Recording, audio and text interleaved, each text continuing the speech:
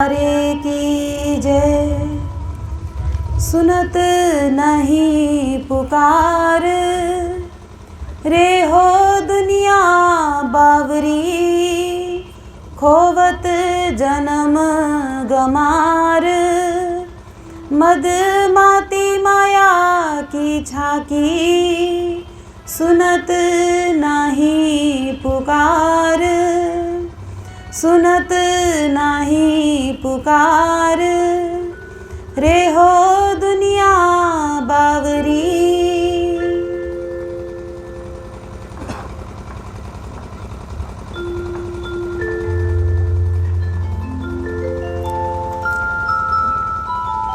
महान बुद्धि के सागर सद्गुरु हादी स्वामी श्री प्राणनाथ जी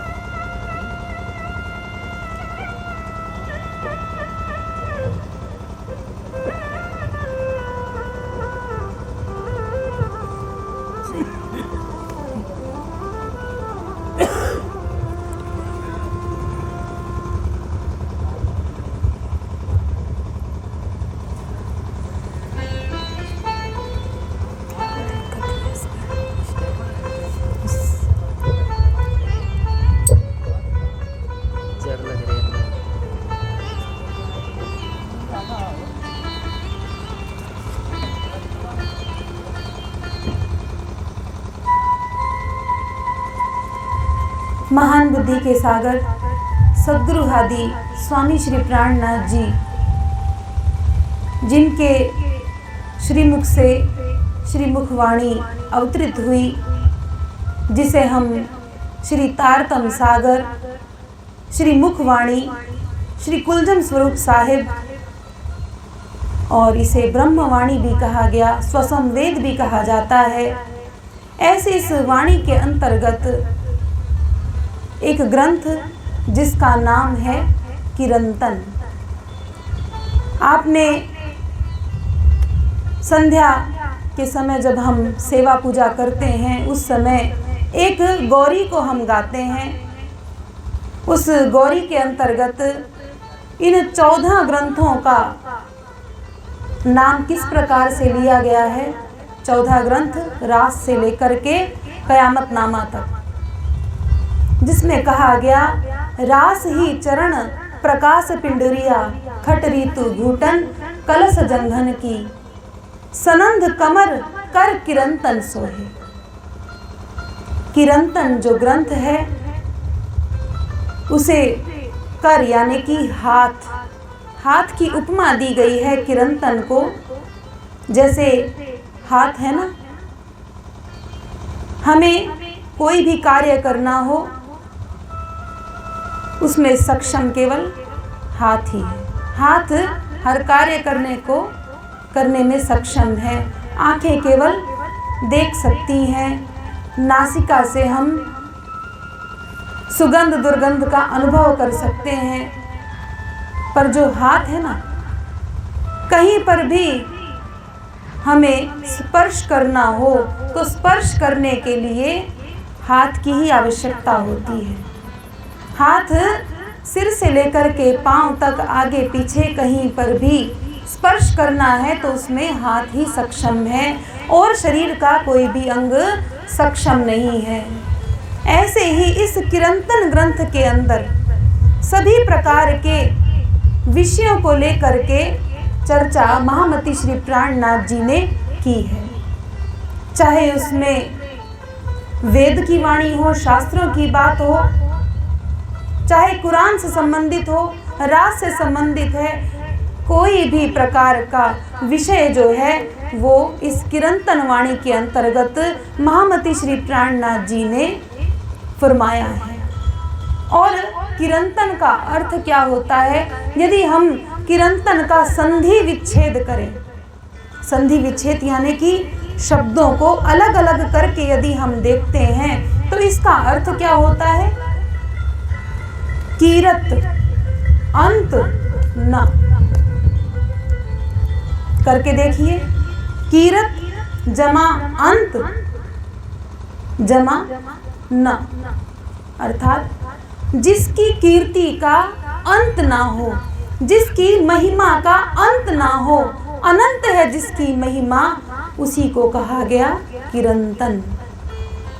उस किरंतन के अंतर्गत महामती श्री प्राणनाथ जी सभी जीवों को उद्बोधन कर रहे हैं, सब जीवों को समझा रहे हैं।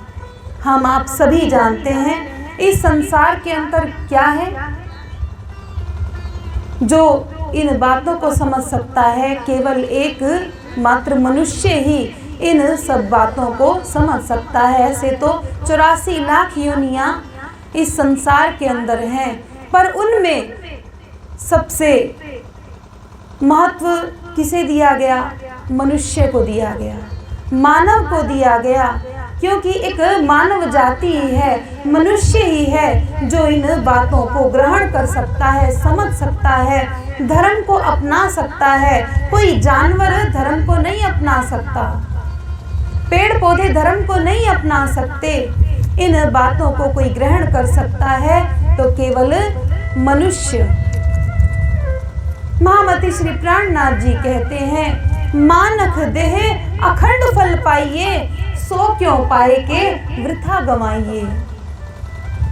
कि हे जीव, तुम्हें ये जो मनुष्य तन मिला है, मानख देह अखंड फल पाइए। इस मनुष्य तन के द्वारा तो अखंड फल की प्राप्ति हो सकती है। वो अखंड फल क्या है? उस अक्षरातीत के धाम की प्राप्ति भी की जा सकती है मनुष्य तन के द्वारा ही। सो क्यों पाए के वृथा गवाइए। हमें ये जो मनुष्य तन मिला,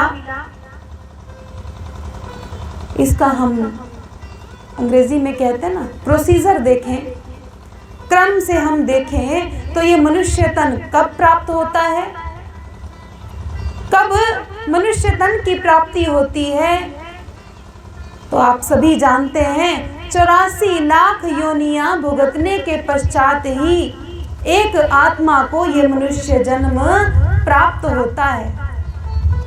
84 लाख योनियों में हम सब जानते हैं पेड़ पौधे जीव जंतु चर जलचर नभचर जितने भी ये सभी आते हैं, ये सब योनियां भुगतने के बाद ही मनुष्य तन की प्राप्ति होती है। हम 84 लाख योनियों की बात कहते हैं तो एक बार विचार करना, एक एक योनि को भुगतने में कितने कितने वर्ष लगते हैं। मान लीजिए एक कुत्ता ही है, उसकी आयु लगभग कही जाती है 20 साल। और भी ऐसी कई योनियां हैं जिसमें किसी की आयु, किसी जानवर की आयु 60 साल होती है, किसी की आयु 500 साल, जैसे कछुए की आयु कही जाती है 500 साल तक। 500 साल तक एक कछुआ जीवित रहता है। इन आयु को, इस उम्र को इन 84 लाख योनियों के साथ में यदि गुणा कर दिया जाए तो कितने वर्ष होते हैं? किसी की आयु 20 वर्ष है, किसी की 40 वर्ष है, किसी की 60, किसी की 500 साल। ऐसे करके सभी को 84 लाख योनियों के साथ में यदि गुणा कर दिया जाए तो करोड़ों वर्ष बीत जाने के बाद में एक जीव को, एक आत्मा को इतना भटकने के बाद में ये मनुष्य जन्म प्राप्त होता है। इसीलिए कहा जाता है मानव जन्म जो है वो दुर्लभ है बहुत। ये भटकाव के बाद में, इतना भटकने के बाद में कहीं जा कर के मनुष्य जन्म प्राप्त होता है। महामती श्री प्राणनाथ जी इसी बात को यहाँ पर जोर दे करके दुनिया वालों से कह रहे हैं, रे हो दुनिया बावरी। हे दुनिया के लोगों, ये तुम्हें जो समय मिला है ये बहुत अनमोल है, इसे व्यर्थ में गंवाओ नहीं। हम घर गृहस्थी काम काज व्यापार इसी में ही अपने पूरे जीवन को निकाल देते हैं। बचपन को केवल खेल कूद में व्यर्थ गंवा देते हैं। जब किशोर अवस्था हुई, जवानी की उम्र आती है, तो उसे भोग आदि में कार्य करने में व्यस्त रह करके उसे भी गंवा देते हैं और कहते हैं कि भजन करने का समय कब होता है? भजन तो बुढ़ापे में किया जाता है, परमात्मा को याद तो बुढ़ापे में किया जाता है। पर प्राणनाथ जी कहते हैं, नहीं भरोसो खिन्न को बरस मास और दिन, ए तो दम पर बांधिया तो भी भूल जात भजन। एक क्षण का भी भरोसा नहीं है, कब इस संसार को छोड़ करके जाना पड़े इसका कोई भरोसा नहीं है। कहीं पर भी ये लिखा हुआ निश्चित नहीं है कि हमारी आयु कितनी है। कहने को मनुष्य की आयु कही जाती है 100 वर्ष, पर हम सब देखते हैं कितनी बार तो जन्म लेते ही मृत्यु हो जाती है। कोई बुढ़ापा क्या जवानी भी ना देख पाए, बचपन में ही मृत्यु हो जाती है, तो कोई कैसे कह सकता है कि बुढ़ापे में जा कर के भजन करेंगे। महामती श्री प्राणनाथ जी कहते हैं, नहीं भरोसो खिन्न को, एक क्षण का भी भरोसा नहीं है। फिर वर्षों की, महीनों की, दिनों की क्या बात कहें, जब एक क्षण का भरोसा नहीं है कि कब प्राण पखेरु हो जाए, कब इस संसार से जाना पड़ जाए। तो यदि सचेत होना है, यदि सावधान होना है, यदि कुछ करना है, तो वो समय आज ही है। यदि कुछ करना चाहते हो, परमात्मा को याद करना चाहते हो, उसके लिए मुहूर्त देखने की जरूरत नहीं है कि कल से भक्ति करना प्रारंभ करेंगे, अगले साल करेंगे, या बुढ़ापा आने पर हम भजन करेंगे। आज ही वो समय है, आज ही हम तैयार हों, आज ही हम भजन करना, भक्ति करना प्रारंभ करें। महामती श्री प्राणनाथ जी देख रहे हैं कि पूरी दुनिया अपने कामों में व्यस्त है, अपने कार्यों में व्यस्त है। जब थे सूरज देखिए लेत अंधेरी घेर, जीव पशु पंखी आदमी सब फिरत याही के फेर। जब से सूर्य उदय होता है और जब तक रात्रि नहीं होती, पूरा संसार खाना पीना, बातें करना और घर गृहस्थी इसी में ही उलझा रहता है। सब इसी में ही व्यस्त रहते हैं। लेत अंधेरी घेर, कहने को सूर्य उदय हो गया, कहने को तो उजाला हो गया, उजाला अर्थात ज्ञान। कहने को तो उजाला हो जाता है, पर सब संसार के लोग अंधेरी का कार्य करने लगते हैं, अंधकारमय जीवन व्यतीत करते हैं। शाम से सुबह, सुबह से फिर शाम होती है, जिंदगी बस यूं ही तमाम होती है। पूरा संसार, सुबह हो गई, काम प्रारंभ किए, संध्या हुई, घर आ गए, आकर के आराम किया, फिर सुबह हुई, फिर कार्य प्रारंभ हो गए, संध्या हुई, फिर आकर के आराम किया। इसी तरह से कितनी कितनी आयु बीत जाती हैं और उसमें कभी ख्याल नहीं आता कि उस परमात्मा को भी तो याद करना था।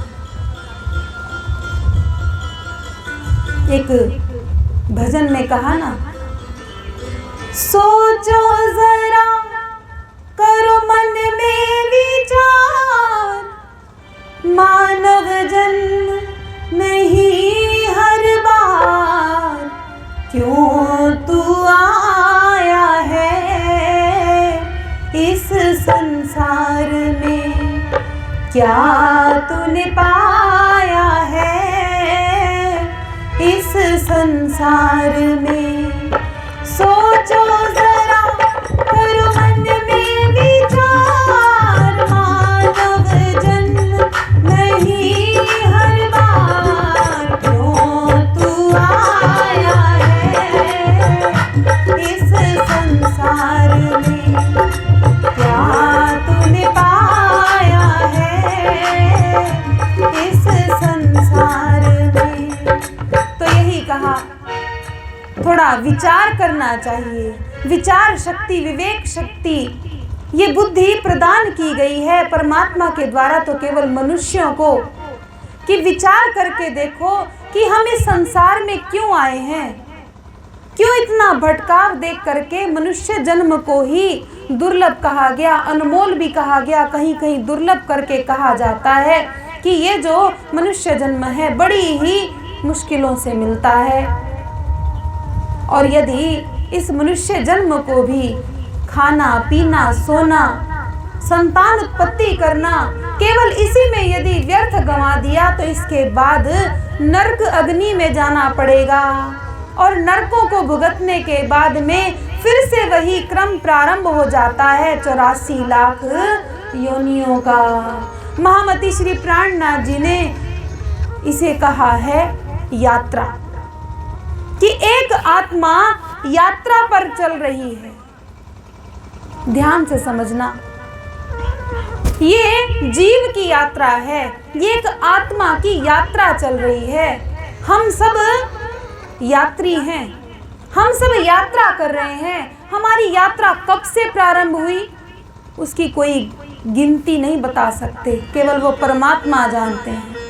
हम कितनी बार पता नहीं कौन कौन सी योनियां भुगत करके मनुष्य भी बने होंगे, पर हमने अपने लक्ष्य की प्राप्ति नहीं की, फिर से हमें 84 लाख योनियां फिर से भुगतनी पड़ी होंगी। उसके बाद कितनी बार मनुष्य बने होंगे, और आज भी हम मनुष्य के रूप में ही यहाँ पर बैठे हैं।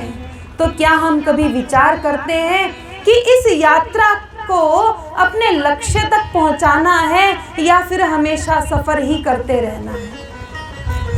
क्या यात्रा ही करते रहना है या फिर अपने लक्ष्य तक भी पहुंचना है? ये हम सबके पास एक प्रश्न है, सबके लिए प्रश्न है कि आखिर कब तक ऐसे ही यात्रा करते रहेंगे। 84 लाख योनि, फिर मनुष्य जन्म, फिर 84 लाख योनि, फिर मनुष्य जन्म, क्या इसी यात्रा में लगे रहना है? इतनी उम्र बीत जाने पर भी किसी से यदि पूछा जाए तो कभी विचार ही नहीं किया होता कि कोई लक्ष्य भी बनाना चाहिए, कोई लक्ष्य बनाना चाहिए कि इससे आगे भी कहीं जाना है कि नहीं। अगर किसी से पूछा जाए कि जब मृत्यु हो जाएगी तो कहाँ जाओगे, तो क्या कहते हैं? भगवान के घर जाएंगे। नहीं तो क्या कहेंगे? स्वर्ग जाएंगे। ज़्यादा हुआ तो क्या कहेंगे? हम तो वैकुंठ जाएंगे। पर कह देने से कोई भगवान के घर नहीं पहुंचता, कह देने से ना तो कोई स्वर्ग जाता है ना कोई वैकुंठ जा पाता है। जितनी हमने यहाँ कमाई की उतना ही हम आगे पहुंच सकते हैं।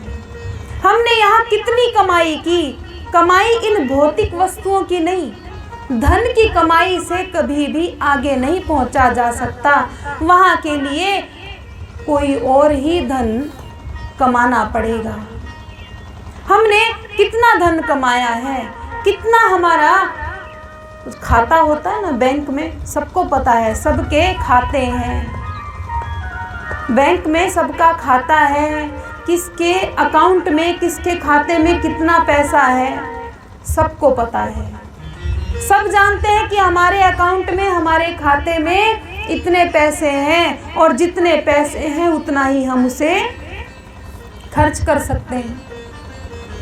क्या कोई बता सकता है कि भक्ति के अकाउंट में, भक्ति रूपी खाते में हमने कितना धन इकट्ठा किया, कितना धन एकत्र कर लिया, अर्थात कितनी भक्ति की, कितना हम उस लक्ष्य तक पहुंच पाए हैं, कितने हम उनके नज़दीक पहुंचे हैं? क्या कभी इस बात पर विचार किया, या केवल अभी तक यही सोच रहे हैं कि हाँ भक्ति हम करेंगे, अभी तो समय है, भक्ति हम करना प्रारंभ करेंगे? या फिर ये केवल बातें सुनने में ही अच्छी लगती हैं, उसे ग्रहण करना अच्छा नहीं लगता। ये हम सबके लिए एक प्रश्न है। इस प्रश्न का उत्तर किसे ढूंढना है? हम आप सभी को ढूंढना है। प्राणनाथ जी इस प्रकरण के द्वारा दुनिया को बावरी कह रहे हैं, पागल कह रहे हैं। क्यों कहा प्राणनाथ जी ने दुनिया को पागल? प्राणनाथ जी देख रहे हैं इस संसार को जागनी यात्रा करते हुए जहां जहां जाते हैं सब तो एक ही काम में लगे, कहीं कुछ अलग नहीं हो रहा। प्राणनाथ जी देख रहे हैं सब खाना पीना सोना इसी में ही तो लगे हैं। कहीं भी जाओ वहां पर केवल बातचीत किस बारे में होती है? हर कोई अपनी घर गृहस्थी, घर व्यापार इसी में तो लगा है, और इससे अलग कोई क्या कर रहा है? सब दुनिया में आकर के पागलों की भांति बेसुधी में कार्य कर रहे हैं, उसका अंजाम नहीं जानना चाहते। यदि किसी से कहा जाए कि भाई थोड़ा भगवान का नाम लिया करो, भजन किया करो, तो क्या कहते हैं? भाई सुबह सुबह नाम ले लेते हैं। कितना नाम ले लेते हैं? एक बार नाम ले लिया, माथा टेक लिया, प्रणाम कर लिया, भक्ति हो गई। यदि अगर इसी को ही भक्ति कहा जाता तो मीराबाई क्या करती थी? अगर इतनी ही बात भक्ति है कि सुबह उठ करके एक बार नाम ले लिया तो मीराबाई क्या करती थी? और भी ऐसे भक्तों की श्रृंखला में नाम नरसिंह मेहता का आता है। वो कैसी भक्ति करते थे? वो भक्त थे या हम भक्त हैं? कौन है भक्त? वो भक्त थे कि हम हैं? तो हम क्या हैं? अगर वो भक्त थे तो हम क्या हैं? भक्तों जैसे। एक शब्द है बहरूपीय, एक शब्द होता है बहरूपिया। हम बहरूपीय तो नहीं कि केवल कहने को तो हम भक्त हैं, हम भक्ति करते हैं पर वास्तव में करते नहीं हैं। ऐसा तो नहीं। अपने आप की हमें जानकारी होनी चाहिए कि हम वास्तव में कर क्या रहे हैं। क्या हम उस दुनिया जैसे ही तो नहीं जो केवल काम काज में मस्त है और उसी को ही सब कुछ मान करके बैठी है? खोवत जन्म गमार। प्राणनाथ जी कहते हैं, हे दुनिया वालों, तुम इस बार फिर से अपना अवसर गंवा रहे हो। ये मनुष्य जन्म एक अवसर है, एक मौका है। इस जीवन को हम क्या कहेंगे? ये एक मौका है, ये एक अवसर है। उस लक्ष्य को पाने का केवल एक अवसर, एक मोहलत दी गई है। कितनी? किसी को 60 साल की मोहलत दी है, किसी को 80 साल तक की मोहलत दी है, और किसी को तो 8-10 साल की ही मोहलत मिलती है। अवसर मिलता है कि देखो, यदि कर सको तो कर लो, भक्ति कर सको तो कर लो, कमाई कर सको भजन की तो कर लो, नहीं तो फिर से वही 84 का फेरा तो लगाना ही पड़ेगा। तुम अपने जीवन को क्यों व्यर्थ गंवा रहे हो? मदमाती माया की झाकी सुनत नाही पुकार। महामती श्री प्राणनाथ जी कहते हैं, आज इस संसार में सब मदमस्त हैं, सब किसी ना किसी नशे में हैं, सब कोई ना कोई नशा किए हुए हैं। किसी को अपने धन का नशा है तो वो उस धन के नशे में से बाहर निकलना ही नहीं चाहता। किसी को अपने रूप का नशा है तो वो उस नशे से बाहर नहीं निकलना चाहता। कोई धन का नशा कर रहा है, कोई रूप का कर रहा है, किसी को ज्ञान का नशा है, नशा कहो या उसे कह दो अहंकार, कि इसी अहंकार में ही अपने आप को सर्वगुण संपन्न मान करके ये पूरी दुनिया चली जा रही है। चलो जुग जाए री सुध बिना, सुध बिना, सुध बिना। ये पूरा संसार बिना किसी सुध के केवल चला जा रहा है।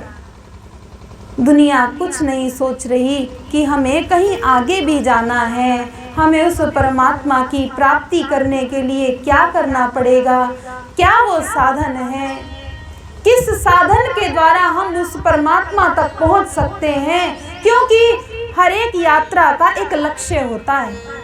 हम जब गाड़ी में बैठते हैं अथवा पैदल भी चलते हैं तो एक लक्ष्य निर्धारित करके चलते हैं कि हम जा रहे हैं तो हमें कहाँ पहुँचना है।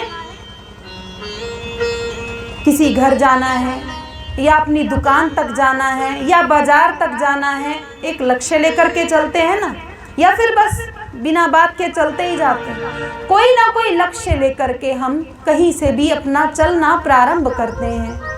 ऐसे ही इस आत्मा ने, जो आत्मा अंदर बैठी है ना, वो भी एक यात्रा कर रही है। वो यात्रा क्यों कर रही है, वो क्यों भटक रही है, क्या पाना चाहती है एक आत्मा, एक जीव क्या पाना चाहता है, क्यों वो इतना भटक रहा है, वो परमात्मा इस आत्मा को इतना भटकाव में क्यों डालते हैं। क्या कभी अपने आप से प्रश्न किया? या फिर ये बातें सब झूठी लगती हैं कि कुछ नहीं होता 84 लाख, कुछ नहीं होता स्वर्ग, कुछ नहीं होता नरक, ना कोई परम धाम है। क्या ये बातें झूठी तो नहीं लगती? मान लो अगर ये बातें झूठी लगती हैं कि स्वर्ग, नरक, वैकुंठ, परम धाम ये सब ऊपरी बातें हैं, कहने भर की बातें हैं, झूठी बातें हैं, तो समझ लेना अभी भी करोड़ों वर्षों का सफर आपका बाकी है, अभी और भटकना बाकी है। और ऐसे भटकते भटकते कब परमात्मा की कृपा होगी, कब ये जीवन फिर से मिलेगा, कब फिर इन बातों पर हमें विश्वास होगा, कब हम इन बातों पर फिर चलना प्रारंभ करेंगे, कब हम इन बातों को ग्रहण करेंगे। महामती श्री प्राणनाथ जी कहते हैं, इन संसार के जीवों ने तो ऐसा रास्ता अपना लिया कि मैं कितना भी कहूँ, कितनी भी पुकार लगाऊं, कितना इन लोगों को समझाऊं, पर सुनत नाही पुकार।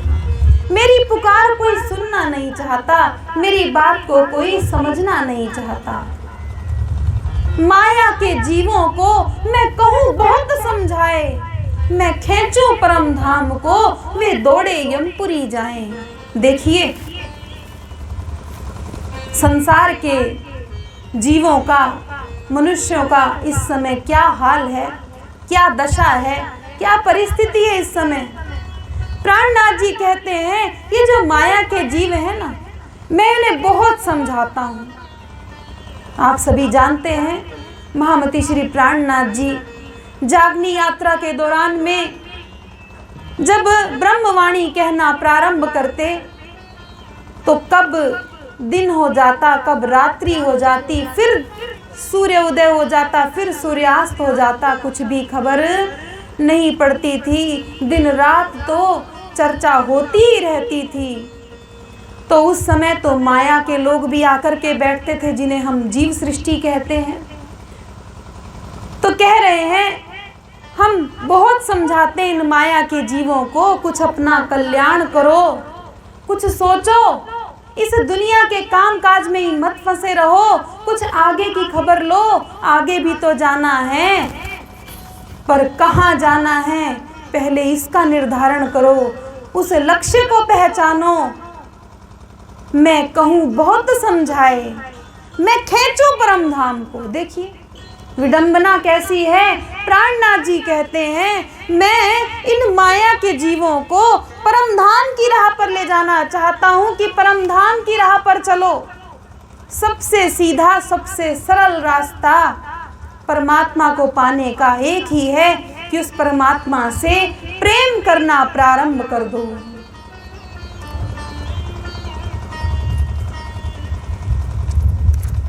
मैं खींचूं परम धाम को। मैं ऐसा सरल रास्ता बता रहा हूं कि बिल्कुल आसान है उस परमात्मा को पाना। मैं परम धाम की ओर खींच रहा हूं जबरदस्ती। जैसे एक उदाहरण है ना, हम जानते हैं कि हम अपने बच्चों का भविष्य उज्जवल बनाने के लिए उनको कहाँ भेजना चाहते हैं कि वो पढ़ाई लिखाई करें। तो बचपन से ही 3 साल की उम्र हुई नहीं तो उन्हें कहाँ भेजते हैं, स्कूल भेजना शुरू कर देते हैं कि ये शिक्षित हो जाएगा, पढ़ाई लिखाई करेगा, कल को कुछ बड़ा काम करेगा। पर बच्चों की यदि बात पूछी जाए, बच्चों से पूछा जाए उन्हें स्कूल जाना अच्छा लगता है तो क्या कहेंगे? नहीं। क्या करना पसंद है? खेलना पसंद है, घर में टीवी फोन ये देखना पसंद है, पढ़ना पसंद नहीं है। खेलने के लिए बच्चों को प्रेरित नहीं करना पड़ता, बच्चों को कहना नहीं पड़ता कि खेलो, टीवी देखो, फोन देखो, कहना नहीं पड़ता, वो अपने आप करने लगते हैं। पर पढ़ाई के लिए कितनी बार कहना पड़ता है कि पढ़ो, पढ़ोगे तभी तो आगे बढ़ोगे, कहते हैं ना। पढ़ाई के लिए खींचना पड़ता है और बच्चे दौड़ करके क्या करना चाहते हैं? खेलना चाहते हैं। ऐसा ही प्राणनाथ जी कहते हैं कि हो रहा है, मैं तो खींच रहा हूं कि परमधाम की राह पर चलो, पर दौड़ करके दुनिया कहाँ जाती है? दौड़ करके दुनिया वाले कहाँ जाना चाहते हैं? वे दौड़े यमपुरी जाएं। यमपुरी यानी कि नरक का द्वार जहाँ खुलता है ना, यमलोक। यमलोक, यमराज जो हैं उनकी भी 2 नाम कहे गए। अब जब हम भागवत सुनेंगे तब उसमें सारा वर्णन आना ही है। तो ये दुनिया के लोग यमपुरी जाना चाहते हैं, कहेंगे जरूर कि परम धाम जाना है, हमें स्वर्ग वैकुंठ जाना है, ऐसा कहते जरूर हैं, पर उनकी रहनी कैसी है? यमपुरी जाने की रहनी है। अच्छा, यमपुरी जाने के लिए क्या क्या करना पड़ता है जानते हैं आप सभी? यमपुरी जाने के लिए क्या क्या करना पड़ेगा? कुछ नहीं करना, जो कर रहे हो वही करते रहो, खाओ पियो, आनंद से रहो घर में, और कुछ नहीं करना, बातचीत करते रहो, पाप करना हो पाप करो, ये जितने भी विषय कहे गए उन सब का भोग करो, कुछ नहीं करना पड़ेगा, यमपुरी के द्वार खुले हैं। प्राणनाथ जी कहते हैं, हम तो चाहते हैं कि इन सब का कल्याण हो, कोई भी यमपुरी ना जाए, किसी को भी नरक की यातनाओं को सहन ना करना पड़े, सब उस परमात्मा के चरणों को प्राप्त करें। पर क्या करें? सुनत नाही पुकार। पर हमारी बात सुनने के लिए कोई भी राजी नहीं है, कोई नहीं चाहता उस परम धाम को पाना। आप सब बताइए, कहाँ जाना चाहते हैं? आप सब कहाँ जाना चाहते हैं?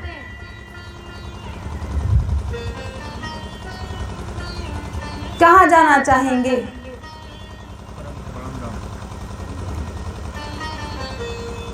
हमारी जो वृत्ति होती है ना, एक जीव की, मनुष्य, इसकी शरीर की नहीं, शरीर वास्तव में कुछ नहीं है, इसे चलाने वाली अंतर चेतन शक्ति वो आत्मा है। आत्मा का जो स्वभाव है ना, आत्मा का स्वभाव है आनंद को पाना, आत्मा का स्वभाव है उच्च कोटि की वस्तु को प्राप्त करना चाहती है। इसीलिए आत्मा तो कहती तो है, बेस्ट चुनती है। हम कहते हैं ना, किसी दुकान पर जाएं, भाई सस्ता और बढ़िया दिखाना, क्या कहेंगे? सस्ता भी हो और बढ़िया भी हो, ऐसा कुछ दिखा दो। पर ऐसा कुछ होता ही नहीं है। बढ़िया होगा तो कुछ ना कुछ मोल तो उसका देना ही पड़ेगा, पर हम कहते हैं सस्ता और बढ़िया दिखाओ, क्योंकि हम कहीं भी जाएं, कुछ भी करें, हमें बढ़िया चाहिए, क्योंकि आत्मा का स्वभाव है उच्च वस्तु को ग्रहण करना चाहती है। पर इस मनुष्य जन्म को प्राप्त करने के बाद में मन के साथ जब संग हो गया आत्मा का, तो सस्ता और बढ़िया किसे समझती है, अच्छा किसे समझती है, उच्च किसे समझती है? इस दुनिया को, दुनिया के विषयों को, दुनिया की बातों में अधिक मन लगता है। यदि यहाँ सत्संग पूरे दिन रात चले, पूरे दिन रात वाणी चर्चा हो, दिन रात यहाँ भागवत की कथा हो, तो कोई सुनने को तैयार नहीं होगा। और अगर यहाँ पर टीवी चल रहा हो या कोई मेला लगा हो, तो उसमें कितना मन लगता है। या हम घर में बैठ करके बातचीत ही करते हो तो कितना मन लगता है। घंटों बीत जाए पता नहीं चलेगा, पर वाणी चर्चा होनी हो तो कितना समय चाहिए? केवल 15 मिनट, आधा घंटा, ज़्यादा से ज़्यादा 1 घंटा हो जाए बस, उससे ज़्यादा सुनने की क्षमता नहीं है। सुंदर साथ जी, इसीलिए तो प्राणनाथ जी ने कहा, सुनत नाही पुकार, क्षमता नहीं है, सामर्थ्य नहीं है अभी इतना ग्रहण करने की हमारे अंदर। अपनी छाया सो आप विभूति, बल खोए चली हार, आग बिना जलत अंग में, जल बल होत अंगार। मंगलदास जी गुरु जी का नाम आपने सुना होगा। उन्होंने अपने सूक्ति वाक्यों में कहा है कि ये जो दुनिया है, ये जो जीव हैं, ये अपने आप ही माया का जाल रचते हैं, अपने आप ही माया का जाल रचते हैं और स्वयं ही उसमें उलझ करके, फंस करके और एक दिन मर जाते हैं। माया का जाल कोई और बुनने नहीं आता, हम स्वयं बुनते हैं। गुरुजी कहते हैं कि जब तक एक मनुष्य, एक पुरुष जब तक अकेला है, एक मनुष्य जब तक अकेला है, तो उसके कितने पांव कहे गए? 2 पांव।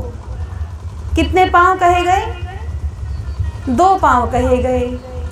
और जब विवाह हो गया, विवाह हो जाए तो उसके साथ 2 पांव और जुड़ गए। अभी तक अकेला था, तब तक 2 पांव वाला था, पर 2 पांव और जुड़ गए। यानी कि घर में स्त्री आ गई तो कितने पांव हो गए? 4 हो गए। और 4 पांव वाला कौन कहलाता है? 4 पांव वाला कौन कहलाता है? पशु, जानवर।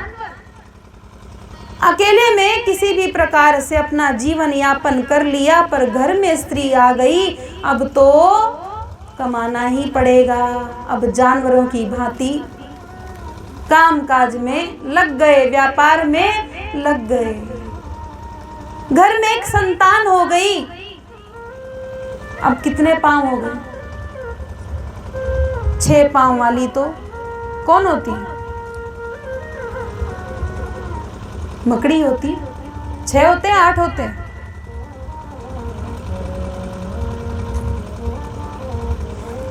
अब रेंगने वाला कीड़े जैसी प्रवृत्ति हो गई। तो प्यारे सुंदर साथ जी, ये महामती श्री प्राणनाथ जी इस वाणी के द्वारा यही बता रहे हैं कि अपने आप ही माया का जाल जैसे मकड़ी बुनती है। वो सोचती है इसमें कीड़ा फंसेगा, उसे खा करके मैं अपना भरण पोषण कर लूँगी, पर ऐसा होता कुछ नहीं है। अपने ही माया जाल में संसार के लोग फंस करके मर जाते हैं और उस लक्ष्य से अलग ही रहते हैं, उस लक्ष्य को प्राप्त नहीं कर पाते। ऐसे तो ये प्रकरण बहुत बड़ा है, बहुत से इसमें ऐसे गूढ़ रहस्य की बातें हैं, पर अब समय को देखते हुए हम वाणी को यहीं पर विराम देंगे। बोलो श्री प्राणनाथ प्यारे की। जल बल होत अंगार, अपनी छाया सो आप बिगुती, बल खोए चलिहार, आग बिना जलत अंग में, जल बल होत अंगार, जल बल होत अंगार। बोलो श्री प्राणनाथ प्यारे की जय, श्री बैजूराज महारानी जू की जय, महाराजा छत्रसाल जू की जय, श्री कृष्ण प्रणामी धर्म की जय, तीनों धाम की जय, समस्त सुंदर साथ की जय। प्रणाम।